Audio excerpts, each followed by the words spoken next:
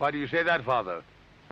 You aren't afraid, are you? No, but I respect some of the superstitions of others. Often they are founded in fact.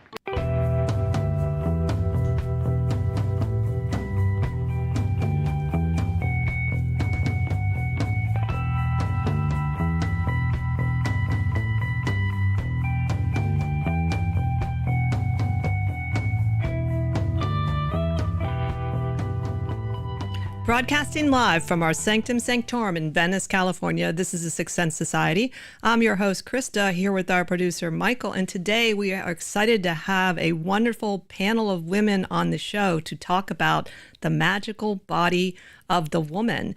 And with us today is Sandra Inman, who is a spiritual mentor and coach, Wiccan practitioner, founder of Mystery Witch School and author, and Lynn Maevius, ceremonial magician, occultist, artist, writer, Thelemite, and YouTuber. And we're hoping to have Brandy Williams on. She's not quite here yet, so hopefully she'll join in. And she is a Wiccan high priestess, pagan magician, tantric yogini, and author. They have all been on this show before, both as individuals and also sometimes as guests on our annual Magickal special, this is what it is. So we're very excited to talk about this topic today. But before we get started, Michael has a few announcements. Hi, everybody. Welcome back. And it's really great to be here again, especially with such incredibly intelligent and talented ladies. So I'm super excited about this show. October is around the corner. We have all kinds of our paranormal guests, of course, in keeping with the season, from Mystic Mitten and Holly's Haunts, and some people from West Coast Taps are due up, and so all kinds of cool stuff. Get all the information on our website about the show, sixthsensesociety.com, SIXTH, all spelled out. And while you're there, buy us a coffee on Ko-Fi, but most importantly, go to YouTube and click like and subscribe, and that definitely helps us the most, and we're really happy about that. Don't want to take up a ton of time because we have so much to cover today. And don't forget, this is an extended special, so we're looking at least 90 minutes, and who knows, they may even extend a bit more if it's going well. So I'm going to take up no more of your time, so I'm going to kick it back to you. So take it away, Krista. Great. Thank you, Michael. And welcome, Sandra and Lynn. Thank you so much. Hello. Yes. Hello. Yes. Thank you for having me again. We're really happy to have both of you. And like I said, Brandy, we're hoping will join in. We're not sure what's happened. Hopefully everything's all right with her, though. So I did want to sort of mention, just as a start, that this idea for the show actually, I think, was seeded when I was in my 20s, and I did a paper on witchcraft, and I read for the first time parts of The Hammer of Witches, which is basically a very famous book written by these two guys, religious guys, and I have the names somewhere. I always forget their names. Henricus Enstitoris and Jacob Sprenger.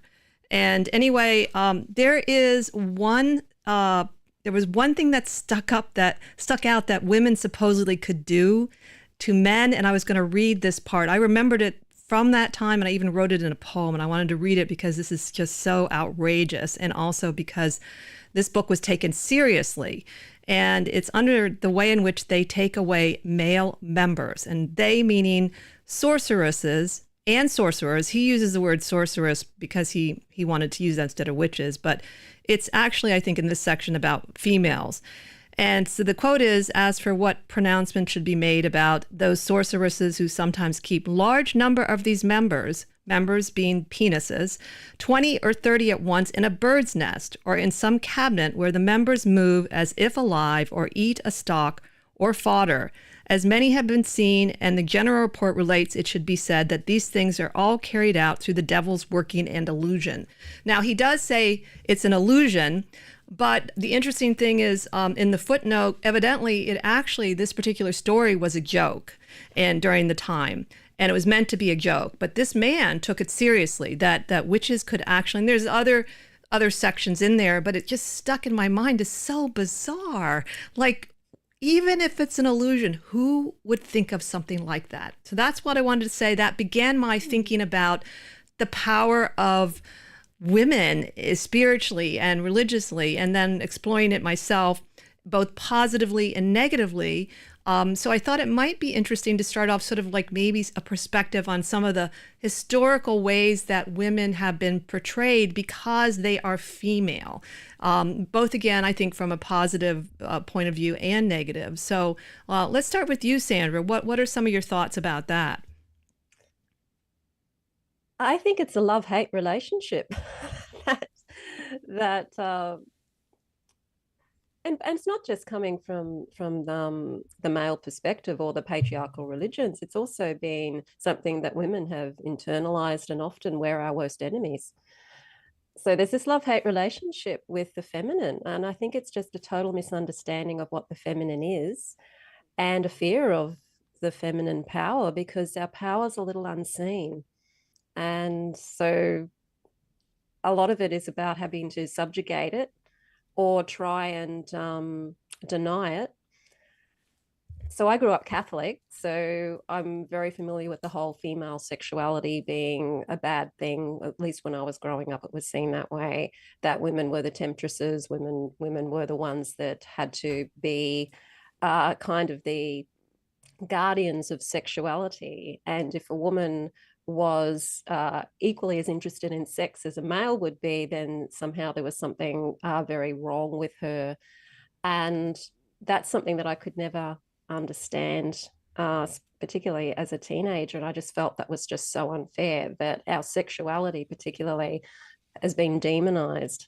And why is it being demonized? And of course, it's been demonized because of the power of it. But it's meant that women have not been able to fully understand our own sexuality spiritually in our upbringing for a lot of our culture. And so we have to then go and find that for ourselves. And that's what led me to the path of witchcraft, was that our sexuality was respected and honored, and the feminine was respected and honored in that path. But it's still a path of exploration. The feminine has been so denied us. Even in the era of feminism, it's been denied us. I agree with a lot of you have to say. What do you think, Lynn, when you think about some of the backstory of women's body and women's sexuality and magic? Yeah, I think it's a fantastic topic. I was going to make the joke that I don't know about you all, but I have a basket of penises, but I'm just kidding. But, my particular interest is, of course, in ceremonial magic, following this tradition through orders like the Hermetic Order of the Golden Dawn, Thelema, things like that. And the interesting thing is, when it comes to women in magic, they have always been a part of this. From the very inception of the central sacred holy book, the Book of the Law, without, Rose, this book wouldn't exist. But also, when we go back to the Hermetic Order of the Golden Dawn, women, again, from the very inception, played a very important role in that, and as well as, things like Theosophy, et cetera, et cetera. So it's really interesting having this modern perspective on the role of women and what they've contributed and what they've done over time. I hear this a lot, not so much these days, but definitely when I was first starting out, and there was this idea that witchcraft is for women and the occult is for men. And I'm not sure how much you all have encountered that personally, but it's so false, right? Well, first of all, why can't you do witchcraft and the occult? But that issue aside, women, in terms of their exploration and expression and what they bring to the table as far as magic goes, is so diverse and so valuable, and it always has been. And just now we're returning back to look on the historical precedent and the things women have done, and we're seeing that women have been writing. It's just they've been writing in things like magazines, which aren't archived and lost with time. Women have been running magical orders. Women have always been there. They've had students. They've made, tremendous artwork based on occult practices. Ethel Calhoun comes to mind, someone I've been thinking a lot about. But yeah, I guess that's my perspective on this is, we need to stop writing women out of the history of magic and the occult.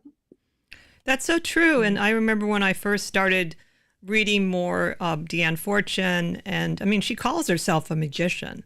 And there's Florence Farr. There's like, and then that was one of the nice things about the Golden Dawn was it was the male female, connection. And then you look at tarot decks, and I'm glad you mentioned Rose Kelly, because I remember coming across that story and thinking like, oh my God, it wouldn't have happened without her. She's so cool. And that story, I know her story is being told more now. I mean, I think that's true of some of the other women in magic. So it's really true. Now, one of the things that I find fascinating myself is, again, looking at sort of the broader, longer history, is that at one point women's bodies were worshipped because we gave birth. And that idea that it was very magical. And then along the way, the same things that were worshipped are demonized. And so I guess it does become a little bit of for me, philosophically confusing as to, I suppose there's not one thing that triggered this change in the perception of, I mean, the goddess was in history is still powerful, but was really powerful, and so you have to sort of say that, okay, what is it like about the body? I mean, is it because we can give birth? I mean, that is pretty phenomenal. And do we have these physiological things that we need to respect as differences, but they're neither better or worse. Like they're just different. Our hormone system is different. And I'm talking, of course, you get into transgender, and that's going to be a whole nother thing. But what do you think of something, that idea of it sort of going sort of the pendulum, like you had said, Sandra, the love-hate, I think we as humans have this going on all the time for all sorts of topics. That's kind of what's fascinating me at the moment, is that we do have this polar thing going on. It has to be one or the other, and we're always shifting from pole to pole in the extremes. We don't seem to understand the principle of rhythm, that it's probably better to be somewhere more in the middle. I wonder if it's because people sort of got into this spiritual mindset that paradise, or the thing they were really wanting, was somewhere other than in the physical realm, and that they were trying to escape the physical realm because it's so difficult here and there's a lot of suffering. And so a lot of emphasis, particularly with a lot of the more modern religions, and modern meaning over the last 2,000-3,000 years, focused a lot on the other world and the body, and even the planet, and anything material became demonized and seen as being a bad, negative thing. And I think that may have a lot to do with it. That's really, really good point. What do you think, Lynn? Yeah. So when we think about these concepts like the divine feminine and the divine masculine, I do think things like childbirth, anatomy come to mind, especially with women. And I think that that's a part of the picture, but I think that the physical form isn't the end all be all. One thing that comes to mind from my perspective is the Gnostic Mass, which is the central public ritual performed by the OTO, or Ordo Templi Orientis. And we have a priest and a priestess. So very familiar with Wiccans. We do have Wiccans show up like, oh, I've seen that before. So of course, Gerald Gardner did drive inspiration from the Gnostic Mass, but basically when we have a priestess, she's representative of some of these other divine concepts.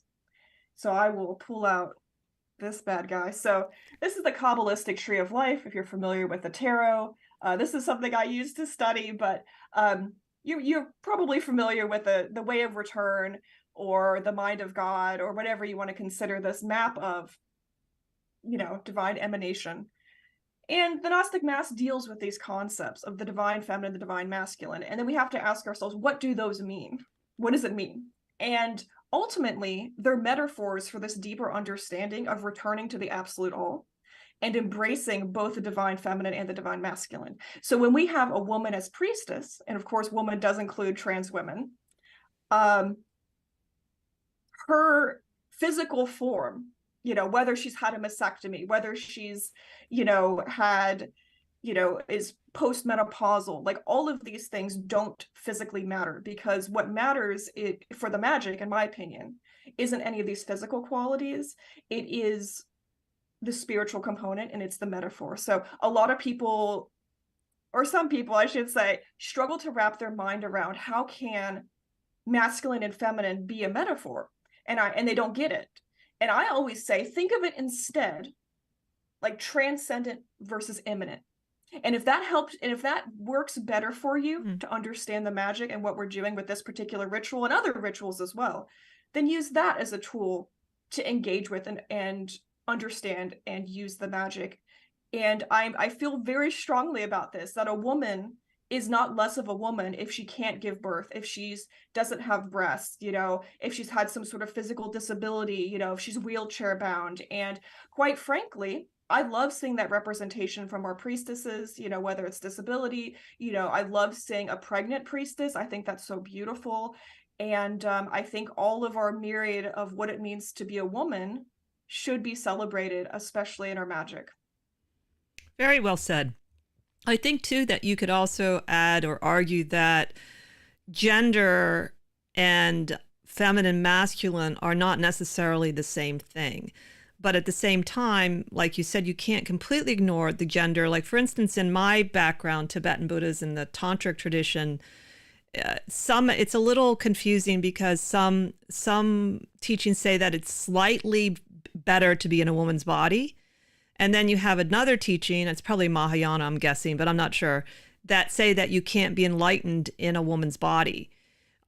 So to me, that everything you say, I agree with, but at the same time, we have had to deal with through the religious undertones of the fact that it has been made a big deal about. And I wonder too, if there can be some merit to, for instance, maybe there are some practices, the female body, it's easier for them to do for some reason. And maybe some male practices, it's just easier. It doesn't mean they'll be more enlightened, because I think there's so many different practices, you know, so it's not like there's something for someone everywhere. So what do you think about some of those thoughts, Sandra? Just thinking back to the Buddhism, it reminded me of the story of Tara and how her response to that suggestion by that she was such a good practitioner that she was told that she couldn't. What a shame it is that you're in the body of a woman because you can't become enlightened. And her response to that was, well, I'm going to keep coming back as a woman until I'm enlightened, basically just to prove you wrong. So that's something that I found very powerful about the goddess Tara in that tradition. I think we come here to have experiences of those energies and how those masculine and feminine energies work within us, because we all have the masculine and feminine energies. And it's about finding what is actually really working for us in this life and having the experience of what those energies can bring to us in this life too. Yes, we do have more energy in certain aspects of life than others if we're more one way dominant than the other. And that can teach us a lot about, so for example, for women, we're more receptive. So females who have a lot more of a feminine energy, or even men who've got a lot of feminine energy, are working on experiencing, what does reception mean? What is it like to be a receiver? What is it like to receive, to be able to allow yourself to relax and receive and work with that energy? How is that a power, and how do you make that and recognize that as power within yourself? And those who are exploring the masculine energy of go, go, go, do, being more active, what's that experience like? And when are we in those experiences? And how much does that experience take from you, so that you end up having to go into the other experience to recover or be active in the world? So for me, it's about playing with those active and receptive energies within myself and understanding what's more dominant within me. When it comes to me and the work that I do in the world, I'm in my active energy. And I find that if I'm in that too long, it really drains me and I feel very burned out. And I have to spend a lot more time being in that receptive recovery energy. So it's, for me, understanding, well, where's my balance with that masculine, feminine energy within myself? And it's definitely more within the feminine I have to go into the masculine in order to be in the world, but I can only do that for a certain length of time. So it's about exploring these things within ourselves, and even in our bringing that magical understanding of the principle of gender into our everyday lives and what we're experiencing in this life.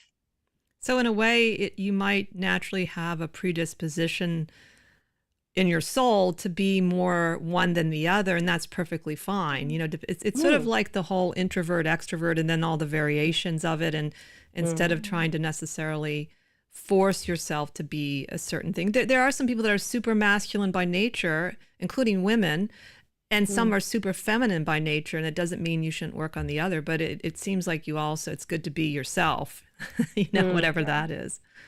What do you think, Lynn? Yeah, I really like what you said there, Sandra. I mean, that really resonated with me in terms of attuning yourself to what energies, how you're going about your day, what activities elicit different energies from you and reinforce that, I think is a fantastic thing to keep in mind, and another place to explore mindfulness on a bunch of different ways. But to return what we were previously talking about in terms of something that might be easier for someone, you know, a woman or someone with a uterus versus someone who doesn't have those configurations. You know, I think back to the Book of the Law, which I already talked about, but I'm going to mention it again because it actually lays out which ingredients to use in incense, which then is used to make cakes of light for various things. Some of the classic rituals cakes of light are used is the Mass of the Phoenix, as well as the Gnostic Mass. So these ingredients aren't put directly into the cakes that are consumed, right? They're put in incense first. The incense is burned, and then those ashes are used to put in the cake. And the first ingredient listed, the most powerful one, is menstrual blood. And obviously, there's not everyone can produce that, including some women can't produce menstrual blood, you know, whether they've had a hysterectomy or what's happening there. But then after that, you know, it's listed other things like semen, and it goes on. And yeah, so I think there are, at least in thelemic magic, some advantages to having a uterus, but that never stops you from doing the magic. And I think that's a beautiful thing to explore how you can interact with magic. And if you have that, absolutely explore that. But I hope, you know, I hope no one's takeaway, you know, after reading the Book of the Law is that I'm less than because I don't have this ingredient, because there's other options there. And yeah. I'm glad you brought up the menstrual blood, because that's another one of those topics that it's seen sometimes through history as super powerful, and then also super, what's the right word? You know, women are dirty and you need to be separate. And I mean, the separate idea is a great idea, you know, and I think that's what the red tent movement's about is because you know, it is a very potent time, but in, I think, a powerful way. But I think that that's one of those areas that also has that sort of dichotomy, and sometimes it's viewed as, like in this case, very powerful, negative, and personally, now that I don't have one, I personally don't miss it, just so you know. So, but I'm glad I experienced it. I'm not. But that's part of the whole, the view of the female body being so, I mean, men's body is not, I don't know, was it ever viewed in any way disgusting, other than maybe in certain religions, all bodies and sexuality are disgusting, the way women's has been elevated, and it strikes me personally as a lot of projection. As it's the projection, like if you read the thing that's really fascinating about the Hammer of Witchcraft is so much sexuality in it, and the way the witch was, you know, stripped down. And men were also witches too, but it was more women than men. And he definitely seems to not like women in the Hammer of Witchcraft. They shaved the whole body. It's just very sexual, the whole thing. So I thought, did he have an issue with his mother? So sister, I don't know. So obviously he had an issue with his own sexuality, and projecting that, of course, out onto I guess the sex he was attracted to, which would have been women, I suspect. A lot of it's to do with our inability to be able to accept our own energy and our own, say, dominant feminine energy or dominant masculine energy. And when we can accept our own energy and learn to explore what the feminine energy is within us, or the masculine energy is and how it works, and not see it as the enemy, then we actually then change our perception of the other too. Mm-hmm. So when we can see the masculine within ourselves, the feminine within ourselves, more dominant feminine energy in my case, if I can really figure out what that is and really be in my feminine, and the more that I understand the feminine in the true power of the feminine, the more respect and the more respect and even admiration I have for the masculine. So all of that male-female war thing that goes on, it sort of goes away because you're able to understand yourself. And when you can understand yourself, it's much easier to understand others. That is absolutely true. And the more we are accepting of ourselves, the more we can accept other people naturally, even if they're very different from us. Though sometimes there are some differences that are a little tricky if they're just very foreign to you. Like I definitely have trouble with people that are super selfish. Just it's a little foreign to so much the way I was brought up and just who I want to be. But I think that whole balance, I think what you were talking about, Lynn, earlier with the Kabbalistic tree of life is so much about that. Mm-hmm. Yeah, I think seeing ourselves and others is truly a beautiful gift, and a goal I think a lot of people should strive for. And to talk about, people who haven't worked through whatever internal thing they have going on, I think the biggest indicator someone hasn't done the work, and whatever that means, I'm talking therapy, I'm talking magic, whatever they need to do to get to a place of stability, to get to a place of spiritual health, the biggest indicator that they're not at that point or they haven't done the work is they're bigots. And that bigotry, which I've experienced quite a bit towards women myself, it's going to express itself in a lot of different ways. I think when we talk about people, like men in particular, in this case, who project whatever weirdness onto women, whether it's sexual dysfunction, whether it's whatever they're projecting, it's not going to manifest in a guy being like, I'm a bigot and I'm upset at women. No, they don't do that. The way it looks is that book, right? It looks like, oh, women are demonic, women are manipulators, women are jealous creatures and selfish, and women are this, that, the other. And in our modern spaces, that looks like men bullying women. That looks like men purposely excluding women on the sole fact they're women. And that's happening when, for example, a guy you've never had an interaction with in your life, never talked to him, suddenly out of the gate starts attacking you because of you're a woman. And that's what it is. It's one thing if someone interacts with me and like, oh, I really don't like Lynn, she comes off as rude, or I really don't like, the type of magic she does. That's offensive to me. Fine. Hate me for who I am and what I've done. Don't hate me because of my gender and my sex. And when you do, that's bigotry. And that's just a reflection of their own internal universe, which hasn't been sorted out, and their own internal problems. It's an excellent point. It was something I wanted to talk about too, each of your experiences. And I also just read recently for a different show, I read this book called The Gift of Fear by Gavin de Becker. And he basically, he works to evaluate violence. He comes from a violent background with his own family, and so he understands violence in a way most of us won't ever understand. And he talks about fear in a very useful way, how it's a protective, and also the difference between fear and worry. But I think it sort of stirred up because of the statistics again, that it's still true that more women are killed in domestic violence throughout the world than men. Not that men aren't, but it's still a higher percentage. And then you break it down into sort of like Black women and Native American women, it's even way worse. And it's just a little, it's really sobering, because one of the illusions I think the magical spiritual community has is that we're evolving. And I don't see the evidence in things like that, where I think what you're saying, Lynn, the bigotry, it should be seen if we were as a culture, and certainly individuals are evolving. They always have been. And so it was very, kind of sobering that, to me, no matter what, it's still difficult in some ways to be a woman, and then looking at, Black women even harder. And you just have to know it, and you don't have to accept it, and you can still break through the ceiling. But I think there's a reality to it. Mm. Absolutely. Mm. And it's something I wish maybe there could be like a group of people to study how to really, really shift that perception, because it seems so sad.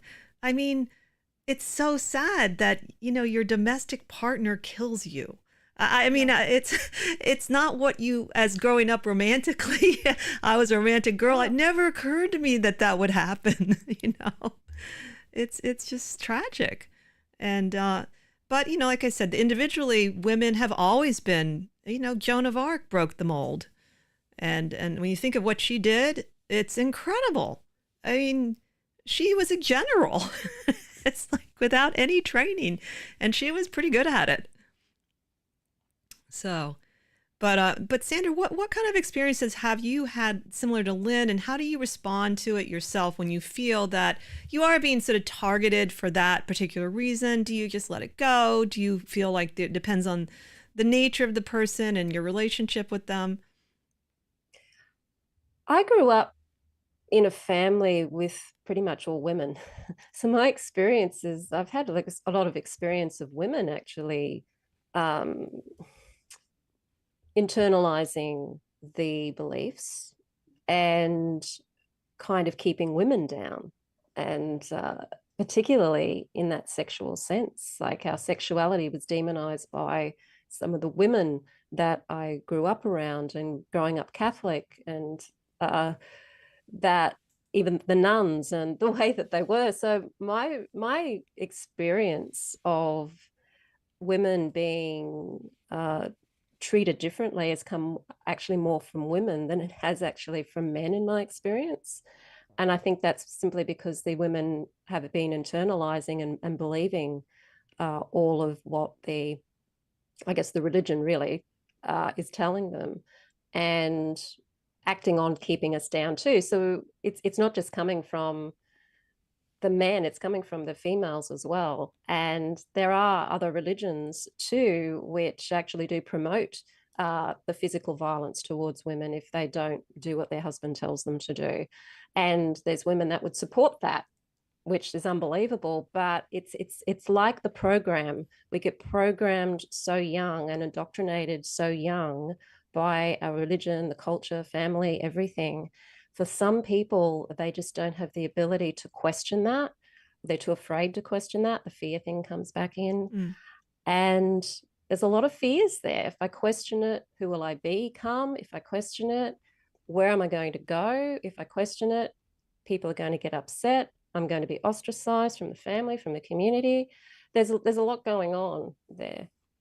It's a really good point. And even in some of the research of the witch hunts, depending on the region, sometimes it was women more than men that were accusing women. So, I mean, it's definitely very, when you even go into the specifics of the witch hunts, it's very complicated. And I've had both experiences. I've had in leadership when I was leading a Buddhist group. It was an older woman that attacked me, and trying to say all these things about me. And I had a good teacher. He kind of gave me some good advice how to handle it. And I often had men supporting me into leadership positions. But I've had very positive, like, women teachers. Like, my English teacher was amazing. I mean, I just incredibly supportive, and really, really a great friend afterwards. So I see both points for sure. And in the end, we're all human beings. And that's important to remember. So there's certainly a valid point. And I think there are some women that had very similar experiences, Sandra, as you have. What do you think, Lynn, about women that are attacking of women? Are you similar with Sandra? Do you think it's internalized? Have you had that experience? Oh, yeah, absolutely. I think, we do like to, as you said, we like to think of ourselves as more enlightened. But the truth of the matter is we're not. We're still living in the predominant culture, regardless of our religion or path or what we're doing spiritually. And that seeps in. It seeps into the members of our community, and it seeps into our subconscious as well. And that's where I return back to this mindfulness thing and how it's so important to question why you're doing something. Where's that coming from? You know, what is that, you know, all of that whole framework of mindfulness. But, you know, aside from working on ourselves, yeah, I mean, people are going to come into our lives and our spaces with their own internal baggage, with their own internal mess. And they may or may not have the skill set or the feasibility to sort through it, or may not even have the will to do that, right? Like some people are perfectly happy, you know, terraforming whatever environment they walk into to be, you know, complicated, problematic, you know, hostile, because they thrive in those environments. And so I think ultimately this comes back to the question of how do you handle it? And I think, you know, a lot of people do a lot of different things, but I think ultimately the cost of being a woman in a space, there is one associated with it, right? And you have to decide whether what you're doing and what activity you're engaging in, is that worth it?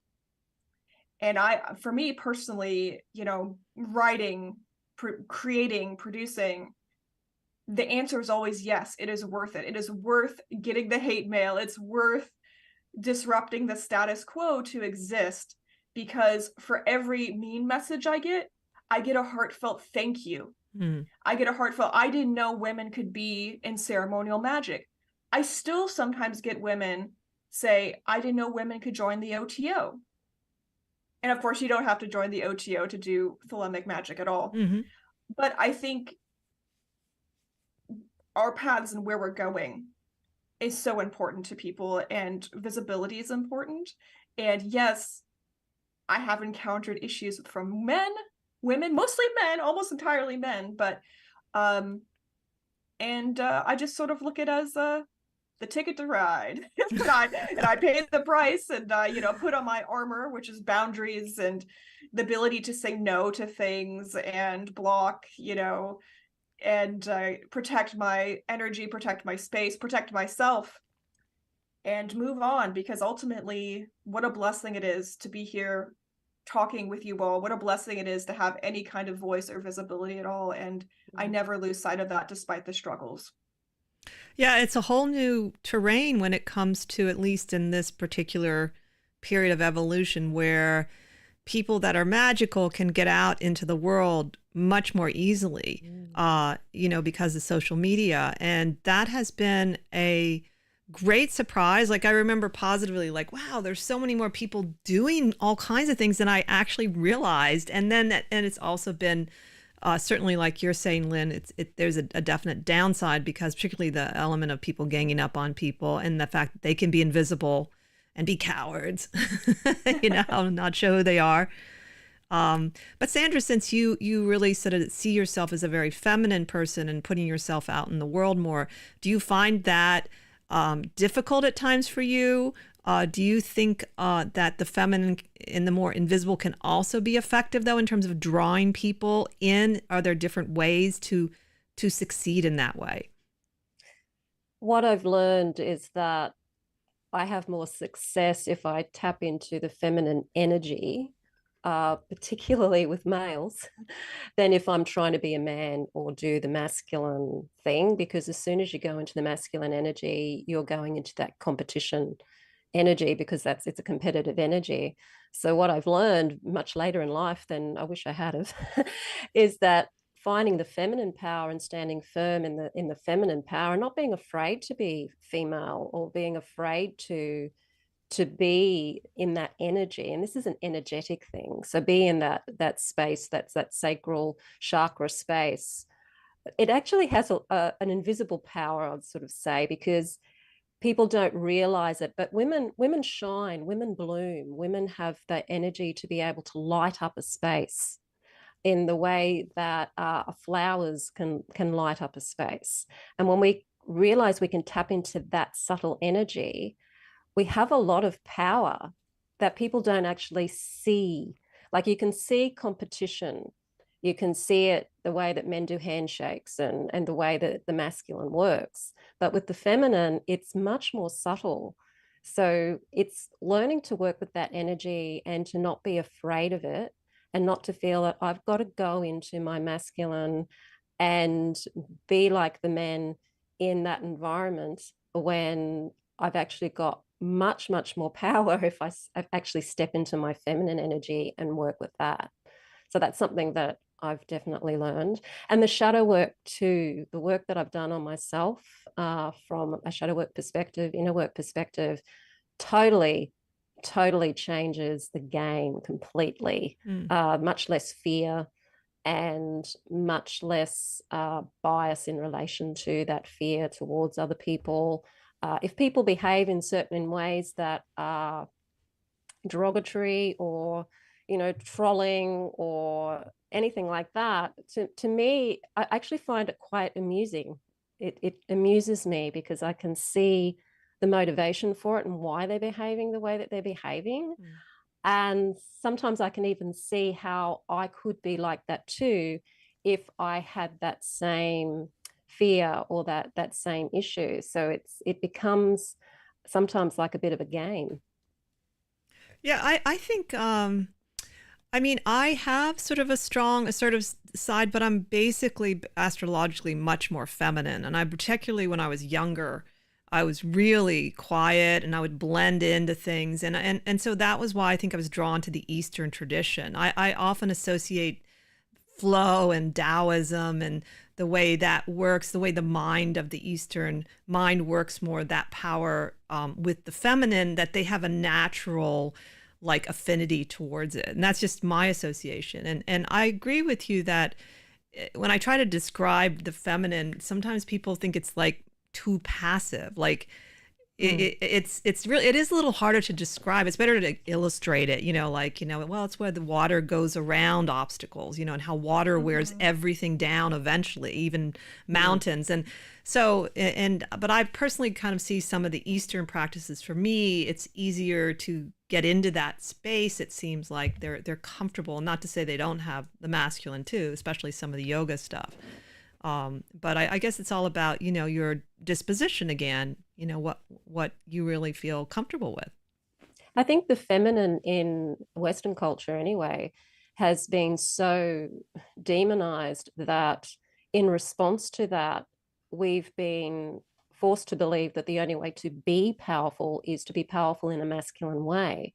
And that means we can't be powerful in our feminine energy. So we're trying really hard to be, push, push, push, go, go, go. Do the hard handshake, then you almost break the hand kind of thing because you're wrestling for who's the more dominant.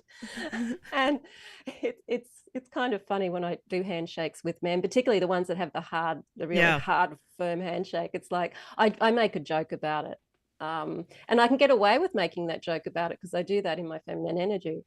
And so it's we're kind of forced to, well, our culture tries to say, that's the only way you can be a powerful woman is to be go, go, go, do, do, do. And then we burn out and wonder why we're not happy. And so we've got to learn to find this feminine. We've got to learn to find the powerful feminine again. Yeah, I am so glad you brought this up. I couldn't agree more about this idea of embracing femininity, stepping into it, and in the face of a culture that is selling us a narrative that it's less than masculinity. And I think for me, in terms of embracing femininity, embracing that current, that's sort of an extension of enjoying things. I mean, this is very superficial. And so this is it's an iceberg, right? In terms of embracing your feminine energy. But at the very peak of the iceberg, the part you see is it's my exploration of makeup and clothes and dressing more feminine and enjoying those things, enjoying decorating the house, enjoying cooking. Below that is a lot of internal work going on to love that part of myself, because just like everyone else growing up in this culture, that was seen as bad or less than, and I really rejected it saw, oh, I'm the girl who doesn't wear makeup and I love sports and all that stuff. But in reality, you can do both. You can love sports and wear makeup. You can embrace all facets of who you are, which I think is the point. So if makeup, for example, something silly like that speaks to you and that's something you love and enjoy, absolutely embrace that. That is not a silly, trivial thing. It's an artistic expression of you embracing your authentic self and who you are. And those are threads worth exploring and seeing where they lead. And in terms of like what the rest of my spiritual and, magical life, I do work with a 93 current, which is, a more masculine solar phallic current. And so I think that does strengthen me and it's very energizing. And I benefit from that. But at the same time, when I made an altar, not this one behind me, but another one, it's a moon goddess altar. And it was very intentionally so to invite that energy into myself and my life. And I always strive to welcome all forms of those energies into my life, but special attention to the feminine energy, because, it's very quick to, I don't know, at least for me personally, it's very quick to brush that aside and not embrace that when, it's so important to embrace that because it's a part of who we are. Yeah, I think the feminine energy isn't weak, and I think we've been sold the lie that what we associate with feminine, the makeup, the flowy clothes and all of that is a weakness, and it's not a weakness. It's actually can be quite powerful if you're aware of the power that it has. It's part of the feminine is beautification. We go in and we beautify environments. So it's part of the feminine to love beauty and to create beauty. I think that here I would differ a little, only I do agree that the feminine is, to me, following a path of joy. And if you are happy hula hooping, and if it makes you happy to sew, but I actually do question the beauty thing, because we've been so forced to be beautiful in whatever that century says is beautiful, to the point where women have done dangerous things and still do. Because I certainly believe in like, I like my t-shirts. That's my thing. I like to find cool t-shirts and feeling good in your body, whatever that looks like.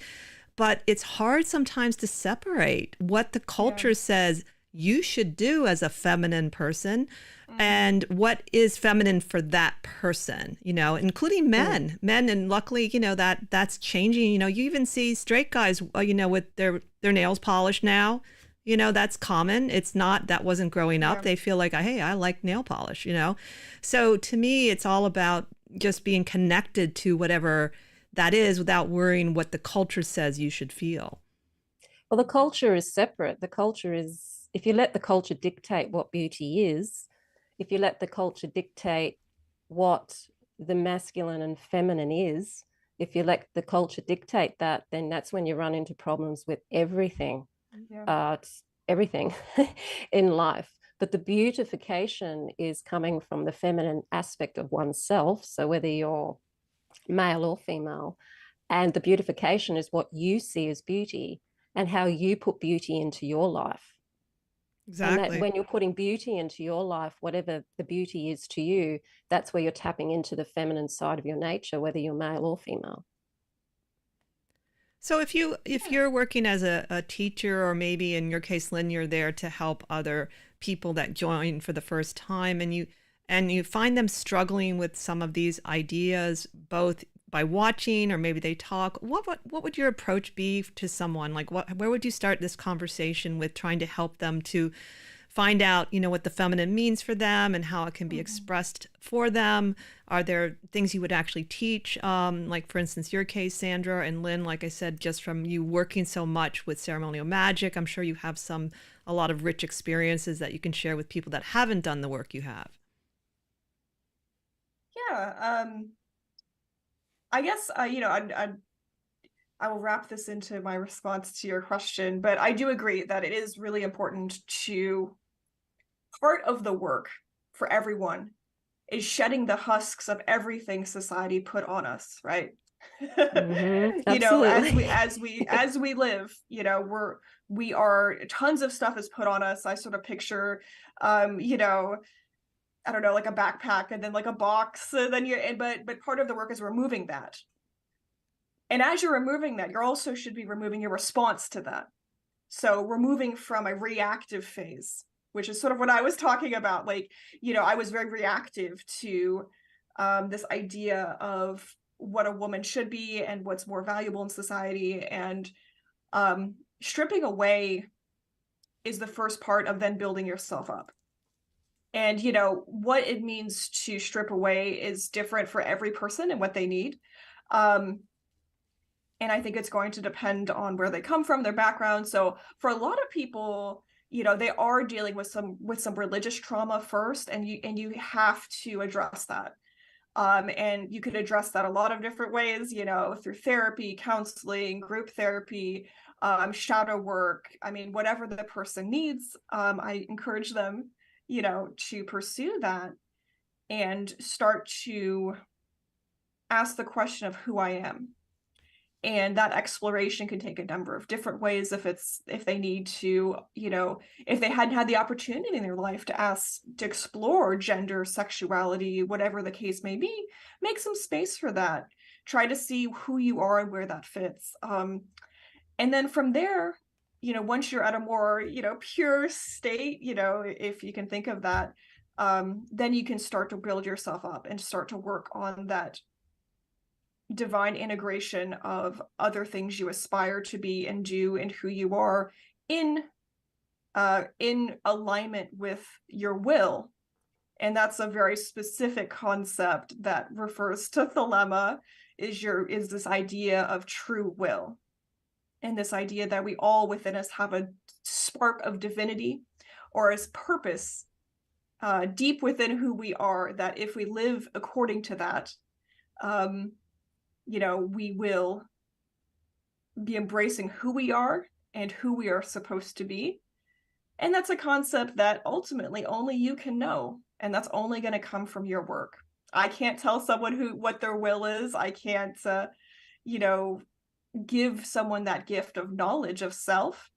But I always hope that what little things I do, whether it's my videos or some of my in-person communication and the work I do in my community, help someone along that path. And I can offer, you know, just little nuggets of wisdom to kind of help people along.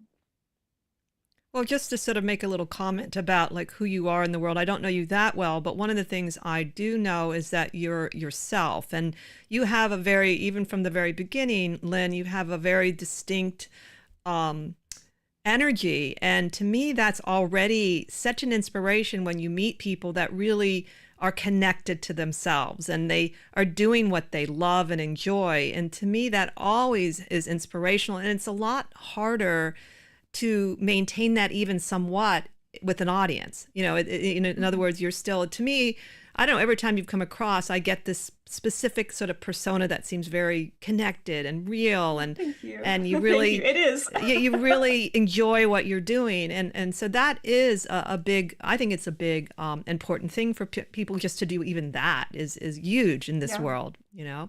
Mm-hmm. Absolutely. And thank you. Thank you so much. Of course, you know. So where do you think it, you know, I was thinking about the idea of where this could be going in the long run, because there's definitely a lot more talk about the feminine and women's bodies. And yes, we've had some setbacks in our country with women's bodies and rights and things, but it does seem like there's more open conversation. I will say that, and there's things that people would never talk about sexually before in public.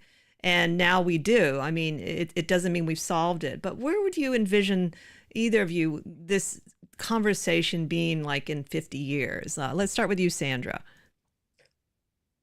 Oh, I would like to think that you know, it's just part of conversation of people's experiences, and it doesn't have anything.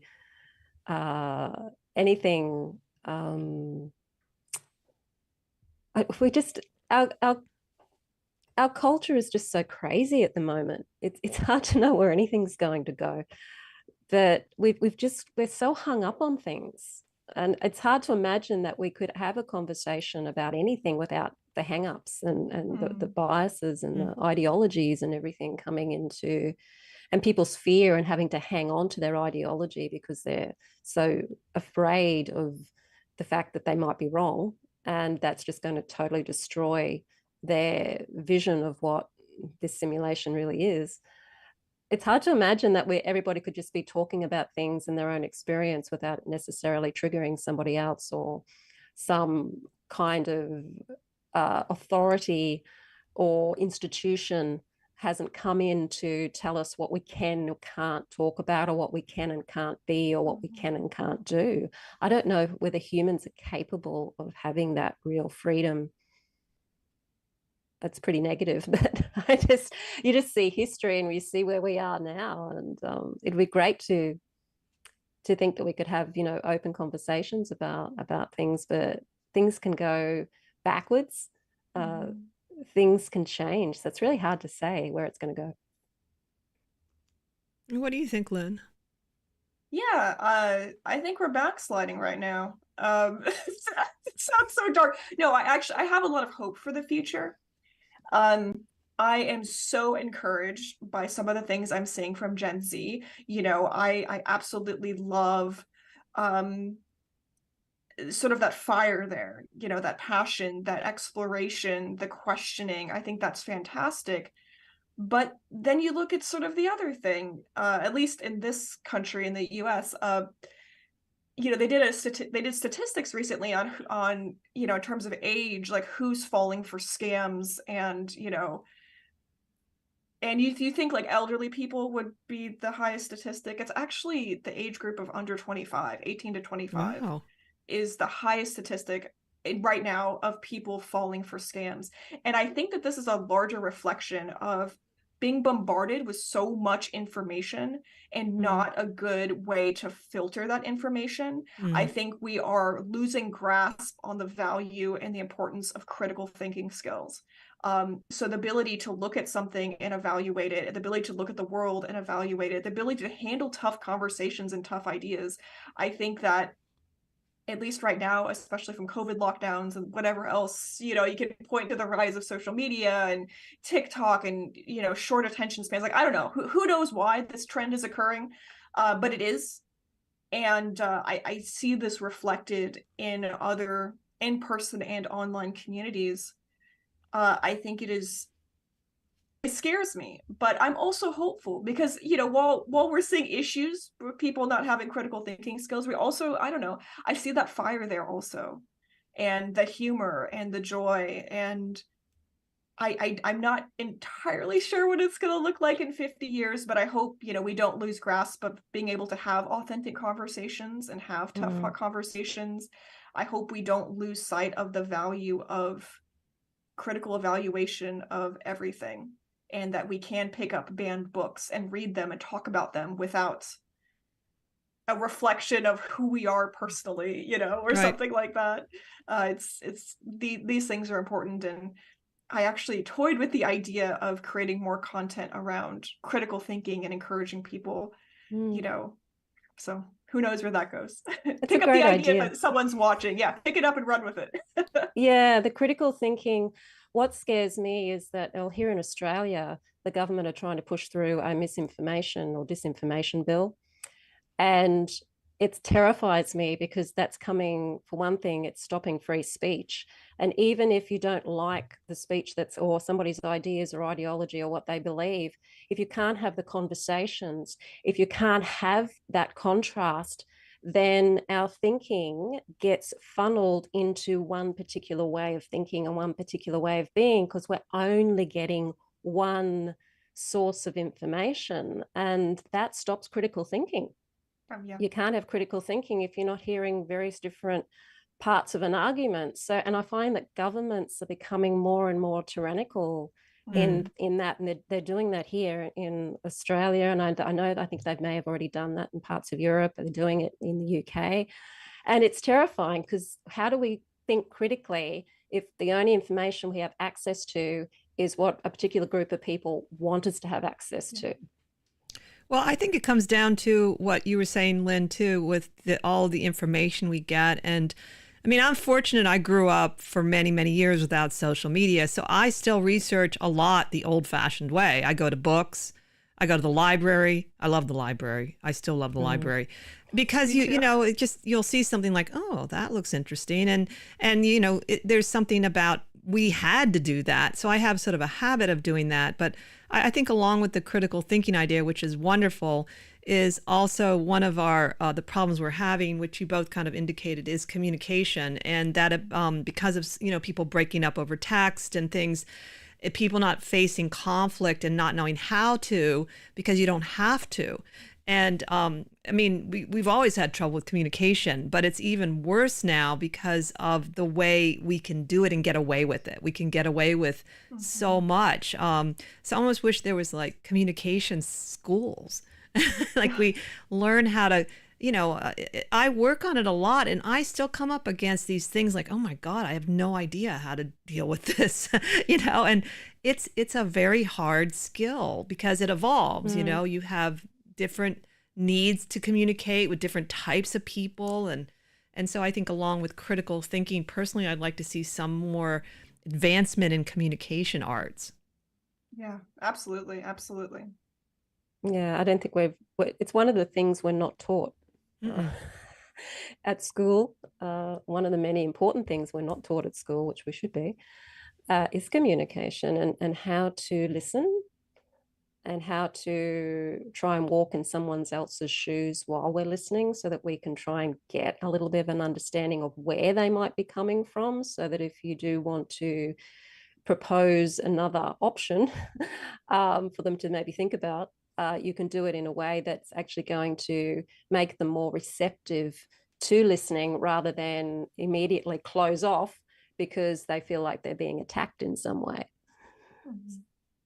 Yeah, I completely agree with that. And I think, you know, in terms of working on ourselves and developing this armor and understanding ourselves, I think it is important to develop this certain strength and faith in yourself that you can enter into a conversation and come in contact with topics that are difficult, come in contact with people who are difficult.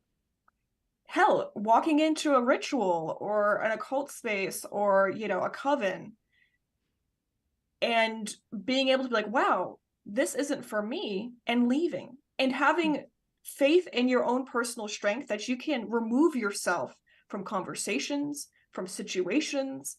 I see this again and again, that people are so afraid to walk into spaces. I don't know if it's just me, but, you know, people like, oh my gosh, you know, some bad things happened in this particular group in the past, and I feel like I could never, you know, I'm interested in this ritual, but I don't want to actually engage with anyone in that group. And it's like, okay, I mean, if you're interested in the thing, again, this kind of returns back to this idea of true will. If there's a thread that's piquing your curiosity, you know, go ahead and tug on it. Check it out. Check out the group. Check out that book. Maybe you want to know what's so bad about the book, you know, and, you know, don't give money to those authors, but, you know, go to a library. You know, libraries exist for a reason. The libraries are always having banned book displays, and check it out. Read it. Fortify your mind and your soul and your body through knowledge and exploration. I mean, again, what's the worst that can happen? You pick up the book, you read something, you're like, wow, that's horrible, and you close it and you return it, right? You walk into the group of people and it's not what you bargained for, and you leave. And yeah, just, I don't know, I guess just encourage people to have that faith and that strength in themselves, that you can remove yourself from things and explore things without being damaged. Absolutely. I've thrown books in the bin. Yeah, same. You know, I think, again, it comes back to part of, I think, all people who walk the magical path. It's about know thyself. And so the most important place to start with any magical tradition is that work on ourselves, that exploration of, who am I? What do I believe about the world? Is it true? What have I been told? What's going on inside my psyche? So that you can start to change the program in a way that's going to help you see more of what actually really is out there, rather than be blinkered by the conditioning and the programming that we've received from the adults in our world when we were growing up, in those formative, first 7 years of our life. And it's a very magical thing to do, this inner work. It's the greatest magic, really, because we have to have that understanding of ourselves so that we can start to perceive the world in a way that might be more real and then be able to embrace more of the actual other aspects of magic and understand more about the magical teachings. It's very difficult to do that if we're still caught up in our own little programming, particularly around fear. We're very driven by fear. There's a lot of fear programming around, particularly at the moment. And a lot of people are letting their emotions rule them instead of understanding that the emotions are a guidance system. They're not there to, they're not meant to be something that we're always acting on. They're meant to alert us to something going on, and then we go and investigate whether what it is that we're feeling is actually really the situation, or whether it's just something that we're programmed to react to in a certain way. We're very, very emotive beings, and we have to learn how to understand and work with our emotions in a way that's productive for us, not reactive and destructive. Yeah, I want to definitely respond to that. I wanted to mention something Michael was saying that about know thyself, then also don't care so much what people think about you, which that whole people pleasing thing, which women have been cultivated to do. At least I know I was growing up. Yeah. And even though I was an independent thinker, it is something that to me, I have to sort of be aware of as a woman. Because it's sort of expected at least in a lot of cultures, they just expect you to do that, that you're, and if you kind of step out of that, one of the things I have found by being very assertive, is it causes way more ripples than it should. I mean, I'll do something that I think if a man did, it would be no big deal. And I'm still really surprised by that. I'm like, I just asserted myself. I wasn't angry. I mean, it wasn't a big deal. It wasn't like, a major thing. So that whole idea that, and I think as women and the feminine, if you're particularly very feminine and you step outside of what people think a feminine person does, which we could debate about, that'd be a good show. What is a feminine person? Because it doesn't mean you can't be assertive or you can't look a certain way, but you can still be very feminine. So we're anyway. never always in one or the other. Yeah. We're not always in the masculine or the feminine. So when we're being assertive, we're just being in that part of ourselves, that masculine part of our energy. And it's true, when a woman's asserting herself, she's a bully. Yep. When a man's asserting himself, he's an assertive guy, that's and that is true. That does happen, and it definitely does occur, for sure. Oh yeah, that's definitely reflects my experience about being assertive, standing up for myself, having boundaries, saying no. I maybe it's because the way I present myself, is stereotypically feminine, but people are quite shocked when I do say no, when I do stick up for myself, when I set those boundaries, and that's so important. I hope we get to a place in human existence where people aren't shocked when women have boundaries and say no and are assertive, and we're people too, So this shouldn't come as a shock that just because someone is in a dress or wearing makeup that they have an opinion. I agree. Now, I did want to address something about the emotions. I really like how Jane Roberts, I always remember this from the Nature of Personal Reality, talks about how feelings, you must follow your feelings because they take you to the belief, and they're not good or bad. They're there to tell you what's going on. Like she's not at all like the new age people say only have positive feelings. And, I try that. And then I have this eruption about a month later. That's so demonic. It's like, no, this does not work. I just like to try things. Okay, Krista, I'll only think positive and I'll only say positive just to see, does this really work? And no, it doesn't.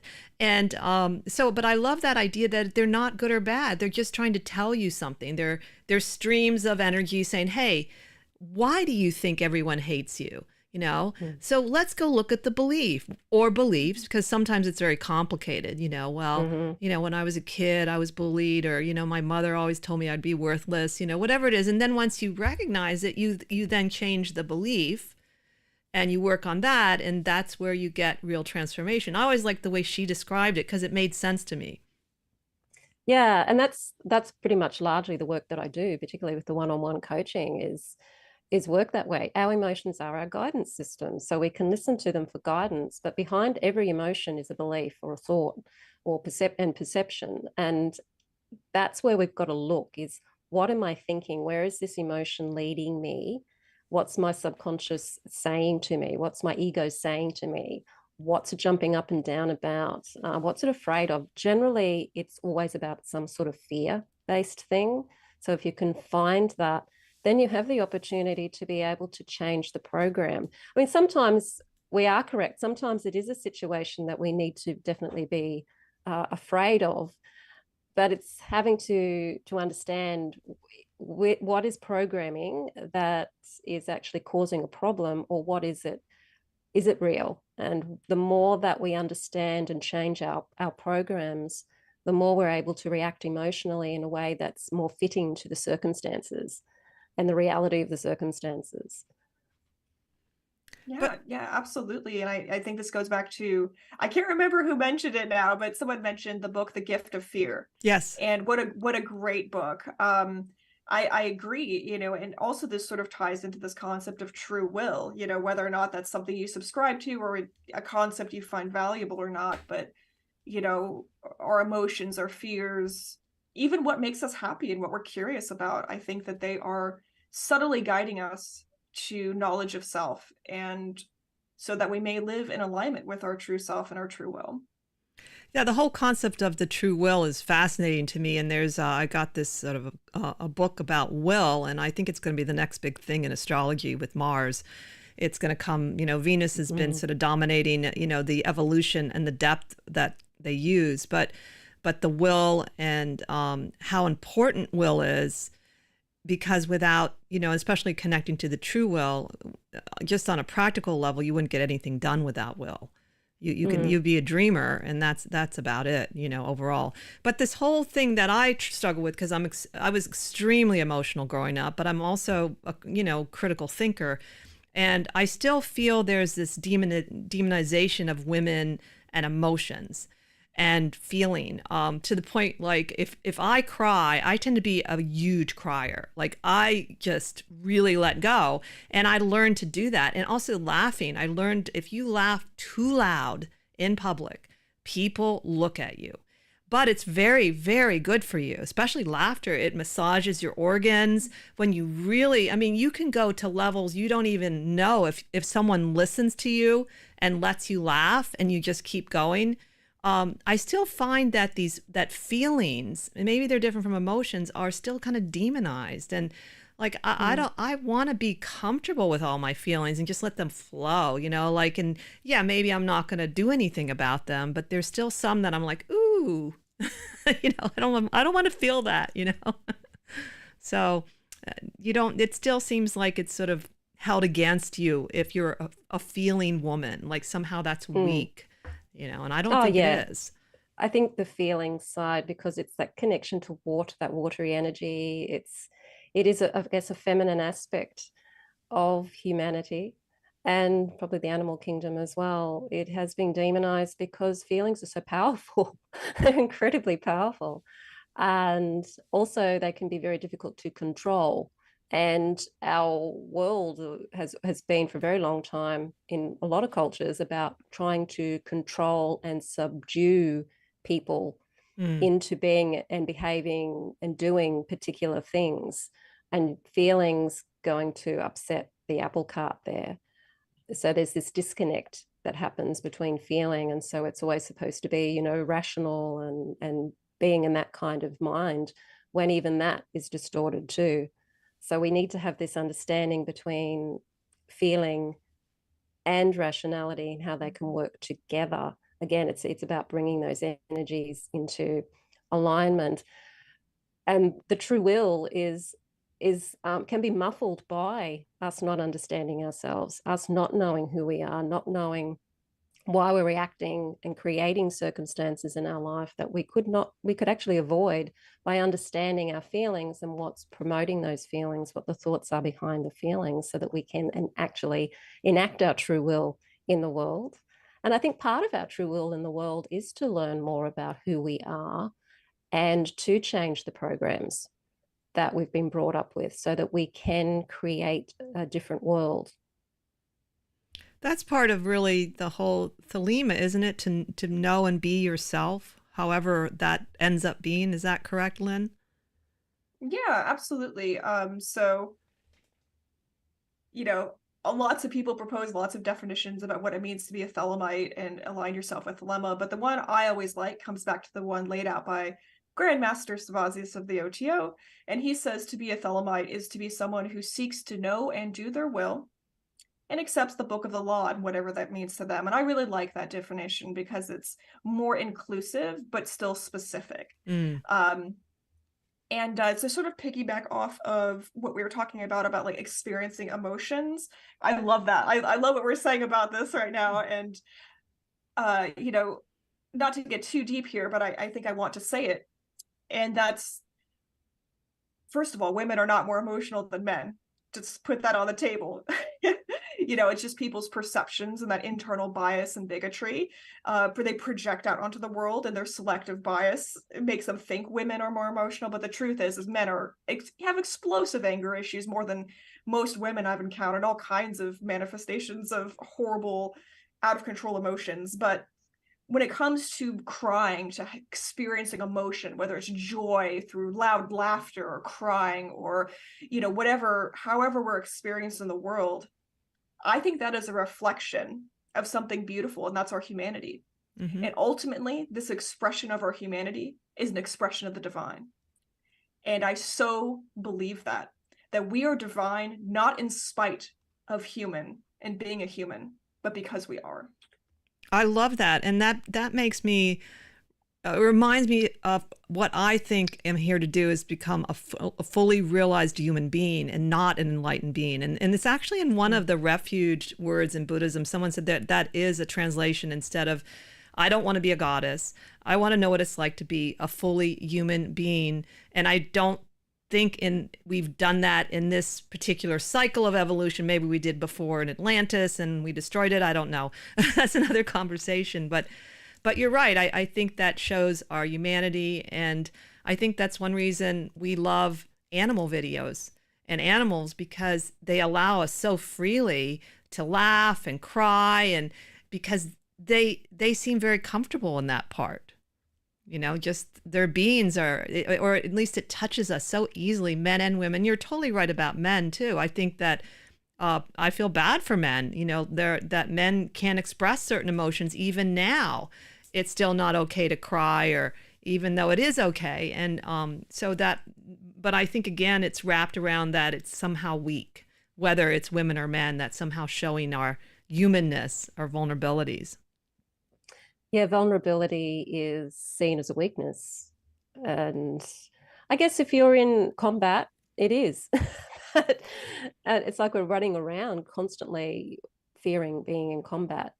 That's what I feel a lot of the problems are, is that we're constantly on guard against some force that's going to come at us, that's going to destroy us in some way. And while we don't have wild animals anymore necessarily being that threat in most parts of the world, it's almost other humans now becoming that threat. And showing our emotions is like showing our vulnerability, and that's not safe. That's a really good point. I totally agree with that. And in fact, that was in The Gift of Fear. The Gift of Fear is an odd book because there is a fear that protects, and it comes through intuition. He talks so much about intuition, and he gives the most startling stories of how it protected people. But everything else is not fear. And he, like anxiety and worry, and he talks about, he says, not you should ignore it, but the more you understand the real purpose of fear, you are less fearful, actually. and you walk around safer. And the more you understand that the real fear that's going to protect you from real danger will be there for everyone. It's in us, and it comes through intuition. And it's so interesting to see that in a book like that. I was so excited by that. and that's why, so that it's a protective mechanism. And most people have had at least one or two experiences where something comes over them. And in fact, kind of once you're in the danger, you aren't fearing, you're just doing what the fear tells you to do. You just get calm. Like it's not, and then, he gives the examples of it. And then people that didn't listen to what, they knew would be safe. And so what you're talking about, Sandra, I agree with you, is that what most of us are doing, running around thinking there's conflict when there really isn't. And we're living like, in that kind of fearful anxiety, worry state when we don't really need to be. And that wastes a lot of energy. Yeah. A lot of energy that we could actually be using for other things and other work. Yeah. Yeah, it is about energy a lot of times too. Absolutely. So we're coming a little closer to the end. We have about, a little more than 10 minutes. So I would like to, first of all, see if either of you had anything you wanted to share that you're up to in the near future, whether it's classes or anything else. So let's start with you, Lynn. What are the projects that you're working on? What would you like to share with the audience? Yeah, so I'm working on a whole bunch of stuff, and thank you for the opportunity to share it with our audience. So I do have a YouTube channel, which I'm always doing stuff on. The focus of my YouTube channel is ceremonial magic, but it's also a focus on women in ceremonial magic and the occult. So I make sure to amplify voices of both academics in our community as well as female authors. And it has just been so fun. I have a bunch of great interviews and discussions with other women in the community. But also I do a lot of my teaching stuff on there. So I have actual tutorials where I demonstrate different ritual techniques. I break it down for everyone to understand these concepts related to the occult and ceremonial magic and give a demonstration. So if you like magic and want to know more about women in magic, check out my YouTube channel. I'm always writing and getting published in like little magazines and stuff. You can keep up with me on social media if you would like to purchase some of my stuff I've written and check that out. And I also do teach classes.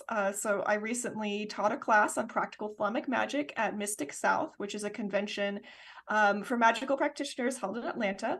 And I am planning on continuing to teach that class, probably for free, because that's just the kind of person I am. So I guess you can follow me and see when and where I'll be teaching. Of course, donations for whatever organization I'm teaching it for are welcome. And yeah, you can find me on my Patreon if you want a little extra content from me. I post rituals and all kinds of stuff on Patreon, art, more than I do elsewhere.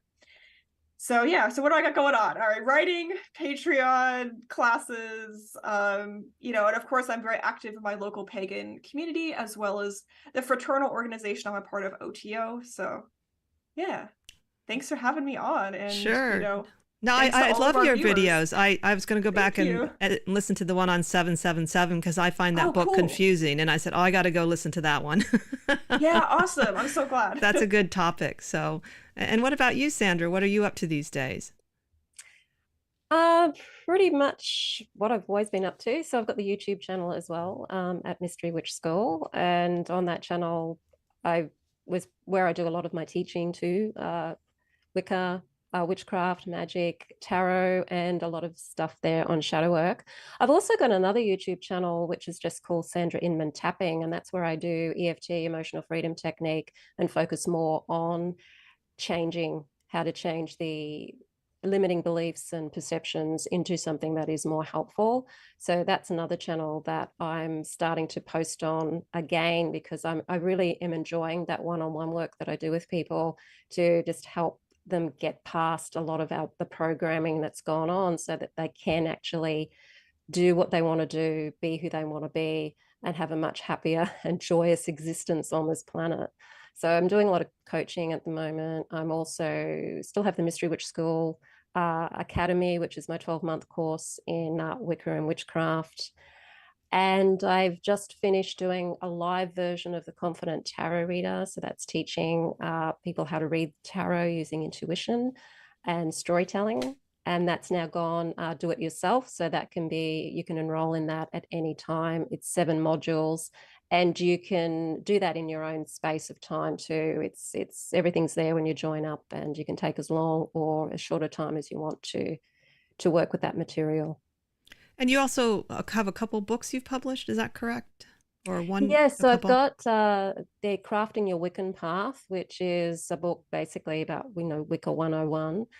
And also my first book, which is called Tapping into Abundance. So that's where I was working with a different niche at the time. I was working more with the law of attraction kind of niche and the EFT and the tapping, because it's something I initially wrote back, I think, in 2015, 2016.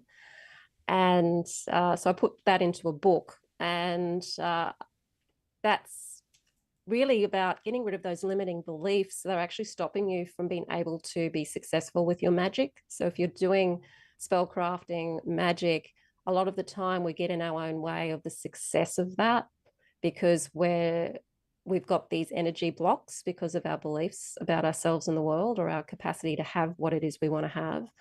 Or we simply don't indulge in the behavior that we then need to indulge in to actually make that magic really successful. So that book's really about understanding that the beliefs, like the shame and the guilt and all of those things. And then at the end, it talks more about then the manifestation side of it.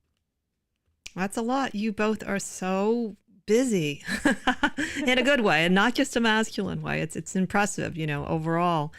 Now, this is kind of a funny question I thought of. Tara is one of my main practices, but I kind of do my own thing with her. And the thing I like about her, she has always remained intact. There's different manifestations of Tara, from peaceful to energizing to wrathful. She even sometimes has her own consorts. The only thing I have trouble with is the depiction of her sometimes is just a little too, like male fantasy. If you ask me, that's another thing we didn't talk about. There's a whole like dichotomy of like how the feminine is like super beautiful and sexy, which when I was younger, I liked it. And then really ugly, which is fine too. But I realized recently I kind of want a middle ground at my age. All the statues of the goddesses these days, they're all super sexy. Even Hecate's now is turned super sexy. Oh yeah, I've seen those statues. Well, this is a whole rant I had the back of my mind going on, I didn't get to, and that's this idea of Babylon, who's associated with Dot in the abyss. She's a goddess of death and destruction, annihilation, which when it comes to annihilation, also sex, but not romance. That's the difference. She's part of this dark divine feminine archetype, and over time she's been slowly moving into this place of motherhood and love and romance, and so we're seeing more and more. And I want to say, if your unverified personal gnosis with Babylon is romance and motherliness, that's cool. I want to say that's valid. But for the rest of us who view her in this dark divine feminine space, it's quite shocking. And I just want to put it out there that, when it comes to the feminine divine, we don't need every single feminine divinity to be a mother and to be super sexy and to be love and romance. We have enough goddesses for love and romance. We don't need to make our Babylon also about that, please.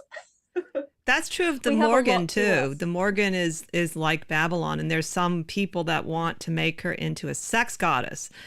And it's not like she's not sexual, but that is not her main way of being, in a sense that she does help with certain aspects of men and women, certain parts of their psyche. And I agree with you that maybe there's still room to really embrace some of these dark goddesses just for who they are, not trying to push them into another category.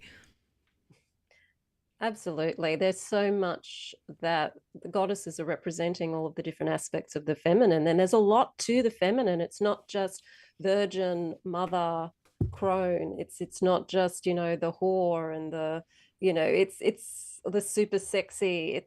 There's so much more to the divine feminine, that we need to allow the goddesses to be able to represent in the way that they represent it, and not try to sexualize them or turn them into mother figures in that way. It's just, it doesn't, it makes me wonder why we're doing that actually in this era. Yeah, same. Let the dark divine feminine be scary and terrifying and entrenched in death. Let women be scary. yes, because it is part of that aspect. It's part of the polarity of, you've got that super appealing aspect, but you've also got that other aspect too. And we've got life and we've got death, and we need to be able to embrace, the reality of both. I'm so glad we made room for this at the end. Thank you so much, both of you, for being on the show, Sandra and Lynn. And thank you all for tuning in. Join us next time as we continue to explore the esoteric and the obscure together. Have a great week.